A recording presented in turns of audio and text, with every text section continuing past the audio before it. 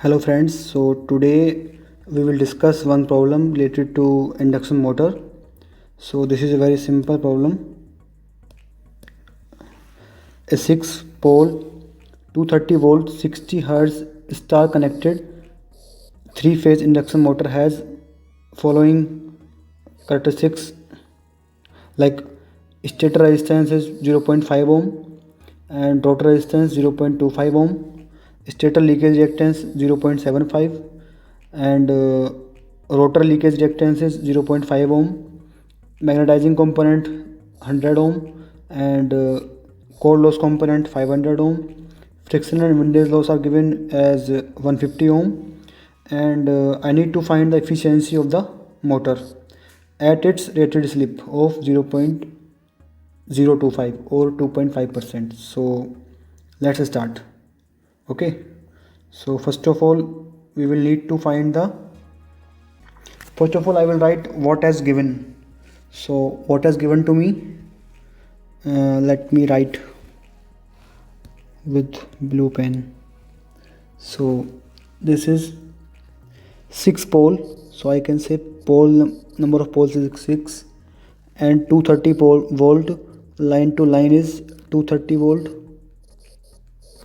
or I can say phase voltage will be 230 divided by square root of 3, so it will come out to be 132.79 volt because it is star connected. It is given in the question. And next, what is given? Stator. So let me draw the circuit diagram. Okay, so I have already told you in the previous lectures that circuit diagram of induction motor is looking like this. Like this is stator resistance, stator leakage reactance, and this is core loss component, magnetizing component. This is per phase equivalent circuit.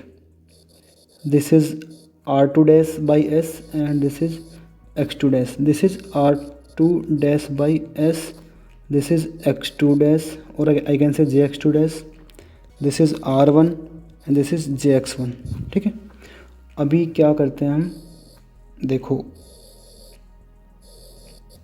either I will write like R2 dash by S, or I will write R2 dash and, or I will write like this.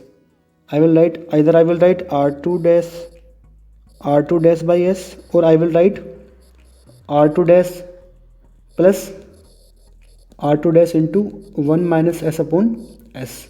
These two are same thing. Okay, so in the question I am writing like this. ठीक है, तो अभी आगे बात करते हैं. अभी सबसे पहले हम फाइंड करेंगे क्या, synchronous speed. So first I will find synchronous speed, that is ns. ns is equal to 120 into f upon p. So 120 into frequency is given like 50 hertz, 60 hertz, 60 upon p. P is number of pole, that is given 6, so it will be 1200 rpm. ठीक है, इतना हो चुका. फिर हम बात करते हैं सेकंड. ये मैंने निकाली है आरपीएम में. सो अगर मेरे को इसको रेडियन पर सेकंड में निकालना है तो मैंने आपको ऑलरेडी बता रखा है omega S, that is 2 pi into N S divide by 60. So if you solve this, 2 pi into 1200 divide by 60, so it will come out to be, I think it will be 125.66 radian per second. ठीक है, अभी आगे बात करते हैं. So number third, these are very basics and if you will be able to solve this question easily, then you can solve any question of induction motor. So next is slip. What is the formula of slip? Slip is equal to N S minus N R upon N S into 100. ठीक है, ns, what is ns? ns is synchronous speed, nr is motor speed and s is slip. So here I already know what is s, what is ns. So I will find nr. So nr will be 1 minus s times ns. Okay, so it will be 1 minus 0.025 because slip is given as 2.5%. So I am writing it as 0.025 into 1200. So if you solve this, let me solve this by calculator. 1 minus 0.025 into 1200. So it will be 1170 rpm. Okay, because it is n, that's why it is in rpm. And for omega r, you can also find omega r. Omega r will be 2 pi into n r divided by 60. ठीक है, अब बात करते हैं जो main question, जो main problem है हमारी। प्रॉब्लम ये है कि सर्किट मेरा ये है,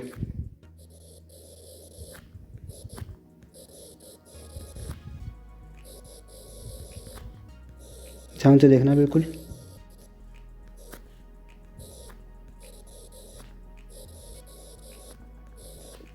ये देखो, देखो ये मेरा है circuit. This is R1। R1 कितना दे रखा है? 0 point, let me use different colour for the numerical value, let me use red. So R1 is 0.5 ohm, 0.5 ohm. R2 is 0.75 ohm, or I can say J 0.75 ohm. RC is 500 ohm, and X5 is 100 ohm, or I can say J 100 ohm. R2 dash by S. Next one will be R2 dash by S. So this is R2 dash by S. R2 dash कितना दे रखा है मेरे को? 0.25 ना, तो R2 dash by S will be 0.25 divide by S कितना है? 0.025. सो अगर आप सॉल्व करोगे तो आई थिंक ये आएगा 10। ठीक है, तो ये आ गया मेरा 10। और X2 डैश कितना दे रखा है? It is 0.5 ohm, so I will write J 0.5 ohm. ठीक है, अभी ये पर फेज पे बात कर रहा हूँ, तो क्या मैं बोल सकता हूँ कि ये होगा 230 divide by square root of 3, क्योंकि मशीन कौन सी है मेरी? Star connected. ठीक है, अगर ये डेल्टा होता तो ये 230 का 230 रहता। अभी बात करते हैं, करंट निकालनी है मेरे को I। सपोज मैं नाम दे रहा हूँ I1। अब मेरे को I1 निकालना है, मेरे को सब कुछ गिवन है, आई कैन ईजिली सॉल्व। 10 ये दोनों सीरीज़ में, ठीक है, फिर जो आएगा वो प्लस ये सारा पैरेलल में होगा, फिर बाकी इन दोनों के साथ सीरीज़ में होगा। ठीक है, तो धीरे धीरे करते हैं। So let me use next page. So अभी जब आप इसको आगे सॉल्व करोगे तो क्या मैं इन दोनों को जोड़ के लाइक 10 प्लस J 0.5 को जोड़ दूँ अगर मैं, तो ये एक इम्पेडेंस बना सकता हूँ इसका, like this. Late me use blue colour.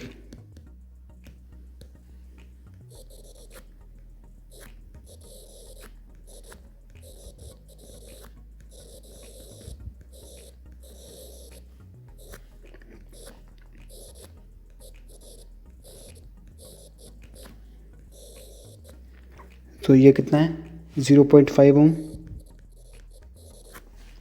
0J0.75, 500, J100। और ये अगर मैं सॉल्व करूँगा ना, 10 प्लस J 0.5 ना, तो this is, suppose I am writing ZA is equal to 10 plus कितना है? J 0.5, J 0.5। तो अगर मैं इसको सॉल्व करता हूँ कैलकुलेटर से, तो ये आएगा मेरा 10 plus 0.5 J, it will come out to be 10.01 in polar form with an angle 2.86 degree. ठीक है, तो या तो आप ऐसे लिख दो या फिर आप ऐसे लिख दो, बात एक ही है। अब आप ध्यान से देखो, क्या मैं ये बोल सकता हूँ कि ये 500, ये J100 और ये Z इम्पिडेंस, ये तीनों पैरेलल में हैं। तो हम क्या करते हैं, इसका एडमिटेंस निकाल लेते हैं Y। सो उससे काफ़ी आसान पड़ता है। तो अगर मैं इन तीनों का इक्वलेंट एडमिटेंस निकालूँ Y, तो वो क्या होगा, Y विल बी 1/500, और let me explain a bit. Y will be 1/y1 plus sorry y will be y1 plus y2 plus y3। ठीक है। अब y1 क्या होगा, 1/z1 plus 1/z2 plus 1/z3। ठीक है। अब z1 कितना है, 500। So I will write 1/500 plus 1/j100 plus 1/10 plus j 0.5। तो अगर आप इस पूरे को कैलकुलेटर में डाल दोगे तो ये y कितना आ जाएगा, ये आपका y आएगा, let me calculate, 1/500 plus 1/100 I plus 1/10 plus 0.5 I। So it will B 0.1028 with an angle है -8.375। ठीक है, ये मेरा y।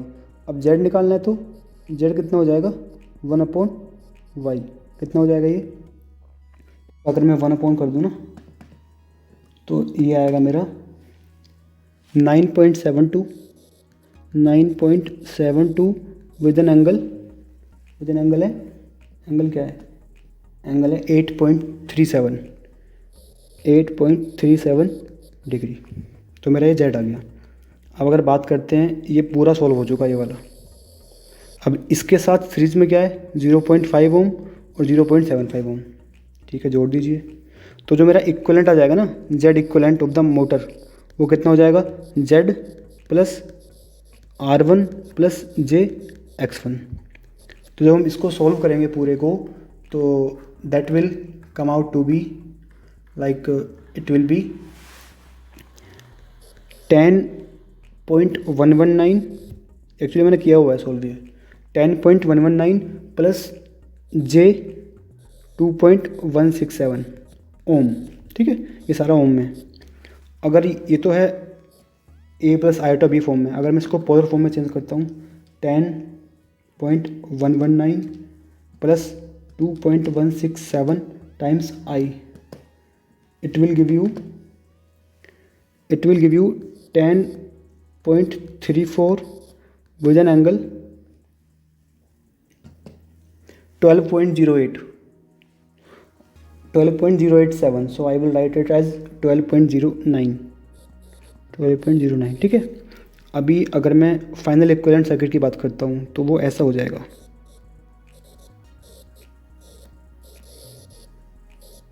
ये V फेज़, ये I1 मैंने मानी है, और ये है 10.34 विद एन एंगल 12.09।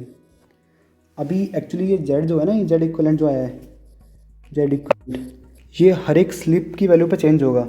ये एक पर्टिकुलर स्लिप है 0.025, उस पर इसकी वैल्यू इतनी है। ठीक है, तो उस पर ये मोटर करंट कितनी ड्रॉ करेगा सप्लाई से, वो करंट कैसे निकालेंगे, I1, वो कितना होगा, per phase voltage divide by this equivalent impedance, that is 10.34 with an angle 12.09। So line voltage कितना है मेरा, I think that was 230 volt ना, यस 230 वोल्ट। सो अब देखते हैं, it will be 230 divide by square root of 3। ठीक है, voltage divide by 10.34 with an angle 12.09। अभी वोल्टेज का फेजर हमेशा जीरो पे मानता हूँ ना मैं, तो इसको जीरो एंगल देते हैं। तो अभी ये कितना हो गया, ये मेरा आ जाएगा मेरा current, it will B 12.832 with an angle -12.09। अब देखो करंट लैग कर रहा है, तो मैं कह सकता हूँ कि जो मेरा मोटर का लोड है that is inductive in nature, ठीक है।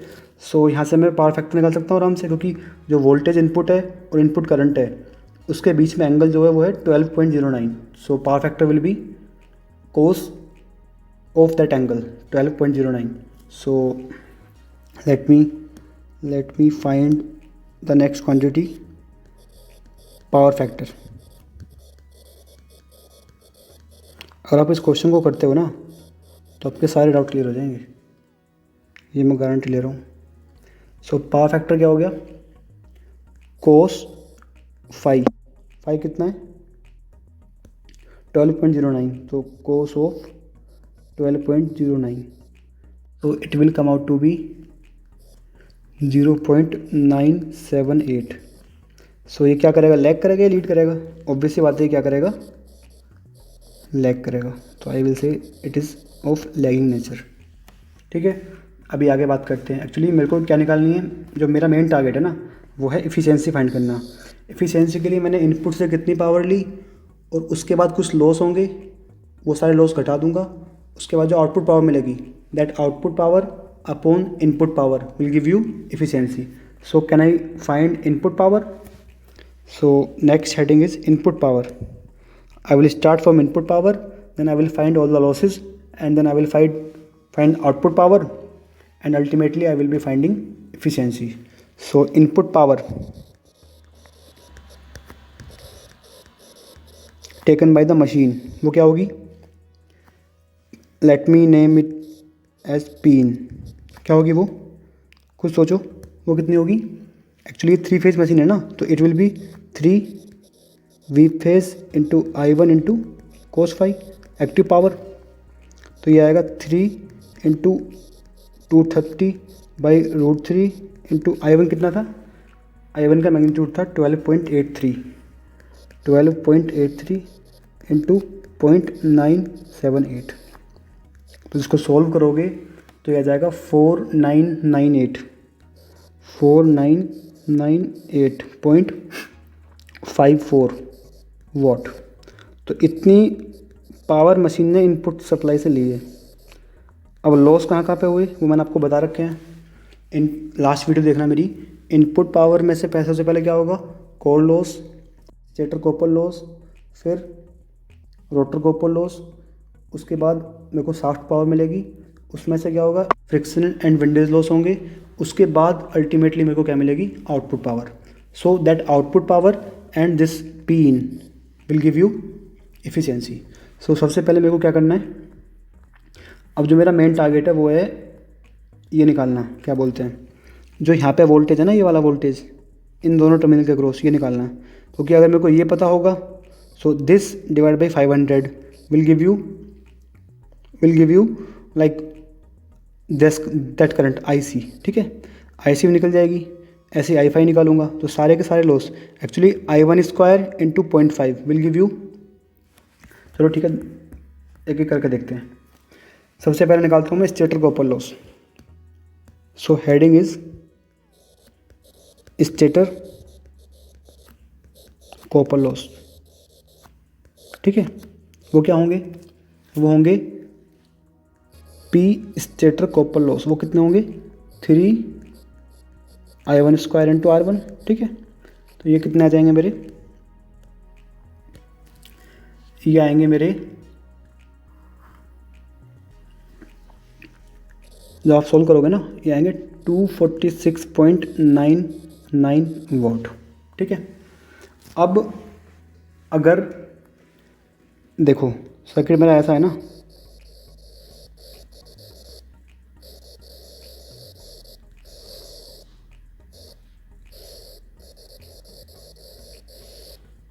ये सर्किट है, ठीक है। अभी अगर मैं ये वाला वोल्टेज निकाल दूँ ना, इसको अगर मैं E1 नाम दूँ और ये V1 है, तो E1 क्या होगा मेरा, क्योंकि E1 divide by this resistance will give you this current IC। क्योंकि अगर मेरे को IC पता होगी तो IC square into this C will give you core loss, ठीक है, तो अभी E1 निकालते हैं। तो E1 कितना होगा, E1 विल बी कितना, V1 minus I1 into Z1। ये सारा वेक्टर में है ना, क्योंकि इनके साथ एंगल भी आएगा। तो जब आप निकालोगे ना तो E1 विल बी कितना होगा, 230 divide by square root of 3 minus I1। I1 का मैग्नीट्यूड कितना है, I1 है 12.832 with an angle minus 12.09 into Z1। ये है कितना, ये दोनों कितने हैं, 0.5 प्लस J.75। जब आप इसको सोल्व करोगे, ये मैंने किया हुआ है, ये आ जाएगा 124.76 with an angle minus 3.71 degree. ठीक है, अभी आप नेक्स्ट क्या निकाल सकते हो, core loss current.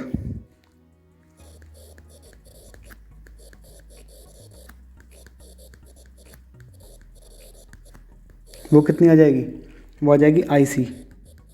Vector quantity कितनी होगी, वो जो E1 होगा ना, देखो ये जो करंट है ये होगी जो E1 divide by this resistance. So it will B E1 divide by that RC। जब आप करोगे तो ये आ जाएगी 0.25 with an angle minus 3.71 degree, क्योंकि वोल्टेज और करंट सेम फेज में होंगे क्योंकि रेजिस्टेंस है प्योर। ठीक है, मैग्नेटाइजिंग करंट क्या होगा, नेक्स्ट है क्या, मैग्नेटाइजिंग करंट।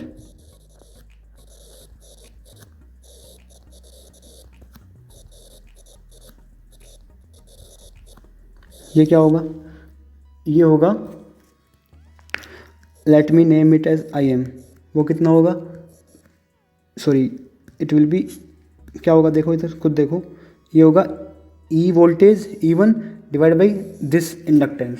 ठीक है, तो IM will be E1 divide by J(x5)।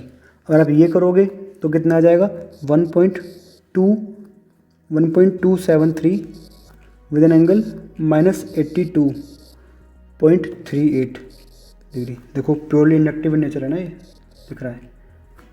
And फिर हम क्या करेंगे, फिर हम निकालेंगे रोटर में कितनी करंट गई है। एक्चुअली जितनी स्टेटर से करंट आई उसमें से कुछ तो गई कोर लॉस में, कुछ गई इसमें I5। सो रेस्ट कितनी बची, I2 dash. So what will be the rotor current, next point is rotor current.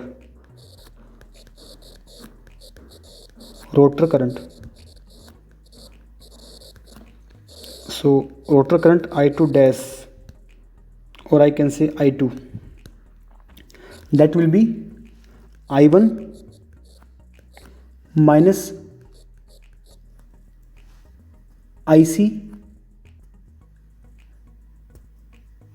that will be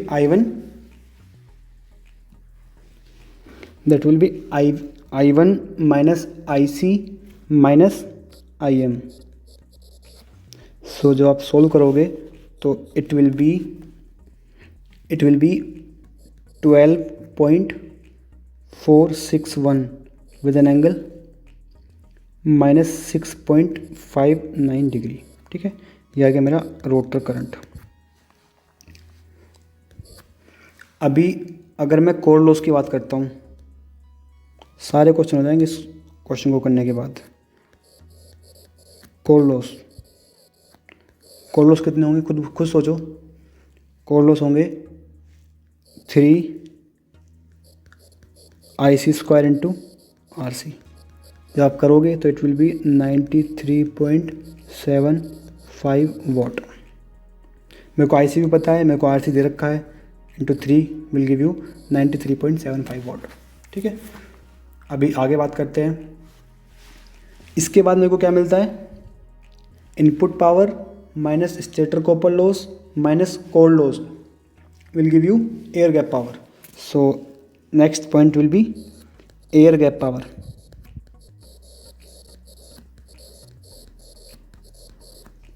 air gap power. So air gap power will be कितना होगा, air gap power let me name it as P A G ना, P A G. It will be कितना, it will be input power minus stator copper loss minus stator core loss. ठीक है, तो जब आप करोगे इनपुट पावर कितना है, इनपुट पावर तो मशीन ने कितना लिया मेरे ने 4998.54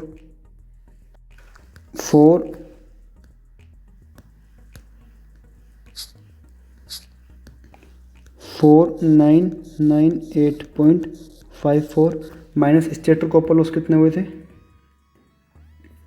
स्टेटर कॉपर लॉस तो ये रहे 246.99 minus core loss 93.75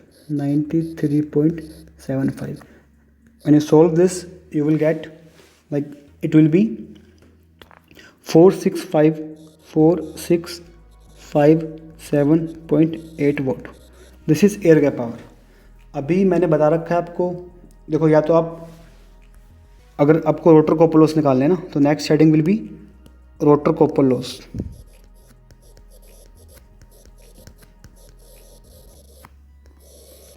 rotor copper loss निकालने के देखो अब दो तरीके हैं आपके पास, या तो आप क्या करो, रोटर कॉपर लॉस निकालने के दो तरीके हैं, या तो क्या करो आप इसको पहले नाम देते हैं रोटर कॉपर लॉस, या तो ये होगा 3I2² इंटू R2, सही है ना, rotor current into rotor resistance will give you rotor copper loss.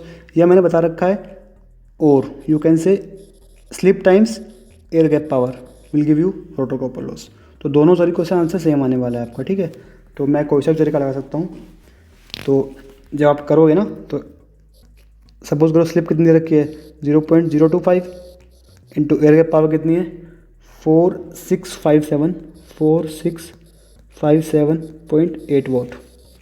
तो कितना आ जाएगा, let me 4657.8 into 0.025 will give 116.46, so it will B 116.46। आप जब इस मेथड से करोगे तो भी सेम आंसर आएगा, क्योंकि मेरे को I2 भी पता है और मेरे को R2 भी पता है। It will be in what. ठीक है, अब इसको करने के बाद ये घट गया, इसके बाद मिल जाएगा मेरे को आउटपुट पावर, यानी कि पावर डेवलप्ड। तो next heading will be power developed. I know ये काफ़ी क्वेश्चन लंबा है, बट अगर आप इसको एक बार कर लोगे ना तो आपके सारे डाउट क्लियर हो जाएंगे। पावर डेवलप्ड कितना होगा, PD it will B air gap power minus rotor copper loss. तो इट विल बी, जब आप करोगे तो ये आ जाएगा आपका 4541.34 वॉट।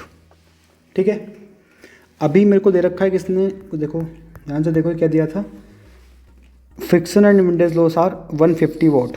अगर आप ये करोगे ना, इसमें से अभी क्या घटानी है मेरे को, फ्रिक्शन एंड विंडेज लॉस। तो आउटपुट पावर या yes it will be power output.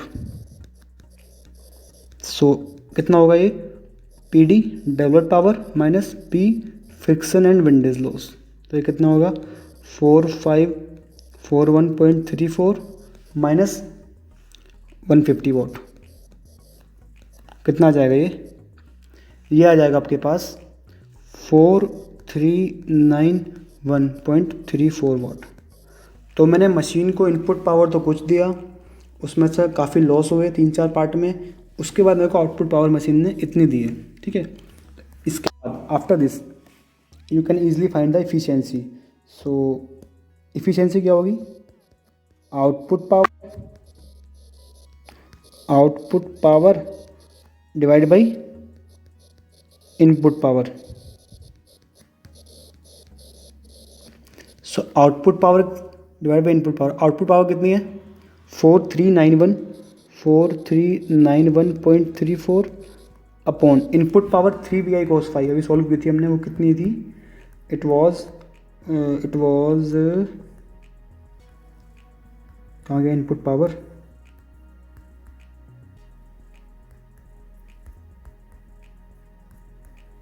Input power थी मेरी ये रही 4998.54 4998.54. It will be 0.879, or you can say it will be 87.9%. सो ये आ गई मेरी इफ़िशियंसी। अब देखो, अगर आपको कुछ भी निकालना है, सपोज करो आपको टॉर्क निकालना है, तो आपको पता होना चाहिए what is torque.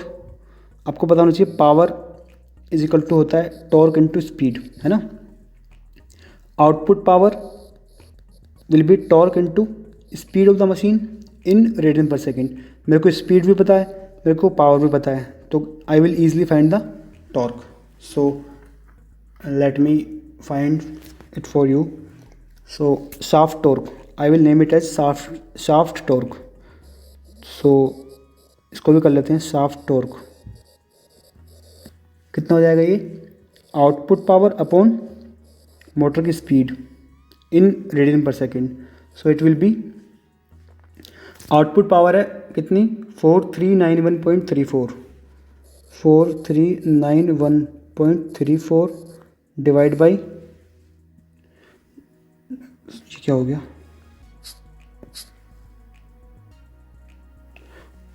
Okay output power कितनी है 4391.34 अपॉन में मोटर की speed, that will be 1 minus slip times 0.025 times synchronous speed in RPM, in radian per second. It is 125.66, है ना। जिसको सॉल्व करोगे तो ये कितना आ जाएगा, let me solve. 1 minus 0.025 times 125.66, 1 upon answer into 4391.34. It will come out to be 35.84 newton metre का टॉर्क मोटर डेवलप कर रही है जी, ठीक है। तो मैंने क्या क्या फाइंड कर दिया, मैंने मोटर का शाफ्ट टॉर्क फाइंड कर दिया, मैंने मोटर की आउटपुट पावर भी फाइंड कर दी है, मैंने मोटर की एफिशिएंसी भी फाइंड कर दी है, ठीक है। मैंने पावर डेवलप्ड कितनी की है वो फाइंड कर दी है, मैंने रोटर कॉपर लॉस फाइंड कर दिए हैं, air gap power, core loss, rotor current, magnetising current, core loss, stator copper loss, ठीक है ना। इनपुट पावर कितनी ली है, पावर फैक्टर क्या है मोटर का, है ना, एंड इक्वलेंट इम्पेडेंस कितना है मोटर का। तो मैंने सारा फाइंड कर दिया है। तो अगर आप इस क्वेश्चन को करते हो ना, तो आपके सारे डाउट, अगर आप कोई भी एग्ज़ाम दे रहे हो इन फ्यूचर, या जेई, एई या गेट, ईएस, तो this question will help you very much, ठीक है। सो इसको आप एक बार कीजिए, एंड अगर आपको पसंद आए तो लाइक कीजिए, और अगर कोई सजेशन है आपका तो कमेंट बॉक्स में आप दे सकते हैं, ठीक है।